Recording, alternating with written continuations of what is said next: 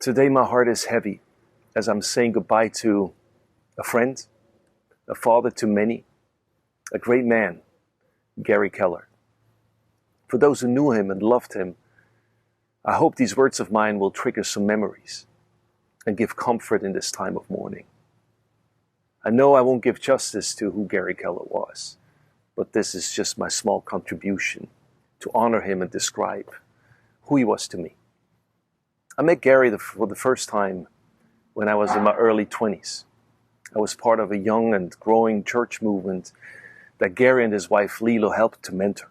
And boy, did we need it. We were so thankful to have found someone that was willing to overlook some of our youthful passion and give guidance and wisdom to our cause. Years later, our paths crossed again when Corinne and I joined the Schleife Fellowship, which was part of the Schleife Foundation, a ministry that Geri and Lilo founded 30 years ago. After Geri was a Reformed pastor of the Protestant church for 40 years.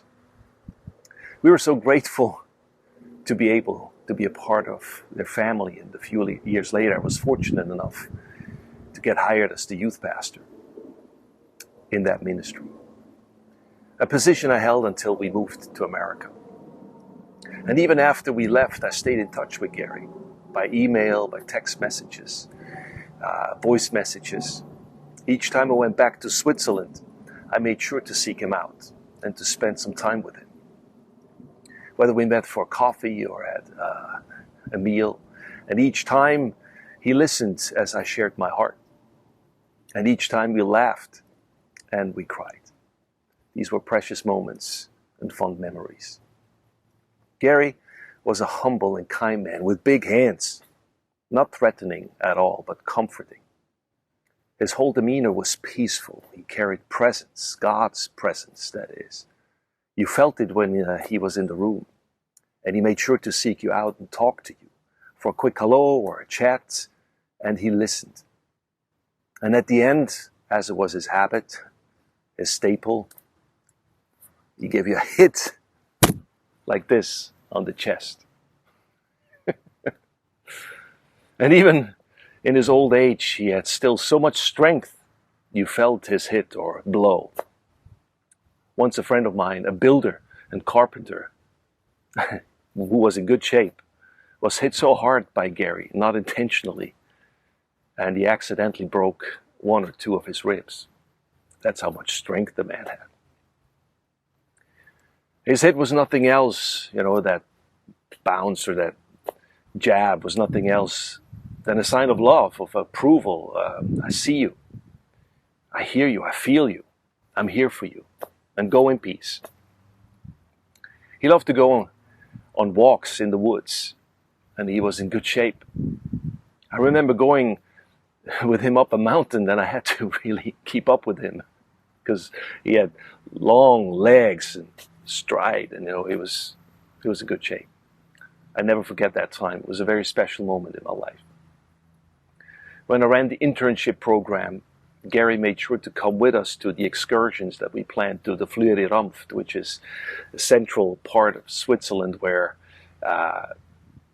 we would share insights about our patron saint, Brother Klaus. And he made sure to invite everyone for coffee. He was a generous man. He had a great sense of humor too. On one of those excursions, I noticed that he had a baseball cap on with a cannabis plant on it. And I knew Geri had no idea what that meant and that it was on there. So I took him aside and shared that with him. And he just laughed. Oh, it was more like a moment. And after that, I've never seen that hat again.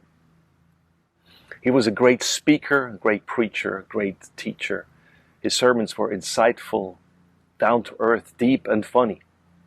He had something to say. Not too long ago, I actually listened to every sermon that I still have on my Mac, my iPhone, and each time I listen to it, I get something out of it. One of his most famous one is called The End of a Good Pastor, where he talks about his journey when God actually found him in the midst of doing good things and great things for God without really knowing God. And he spoke with great authority about that, about his brokenness of his own life. It was so real, so tangible, so applicable.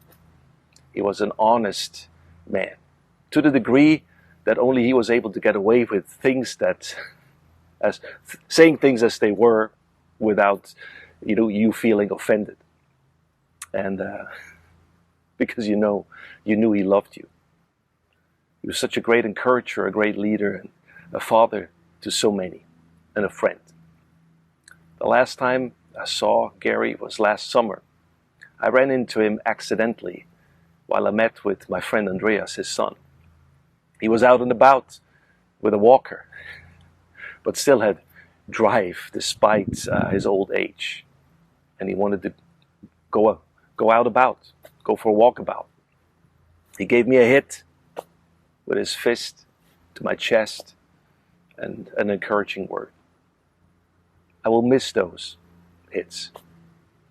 I will miss those words. I will miss those chats and our text messages, our conversations. I will miss my friend. And I look forward to see him again. Pyöti, din vriend, de Tom.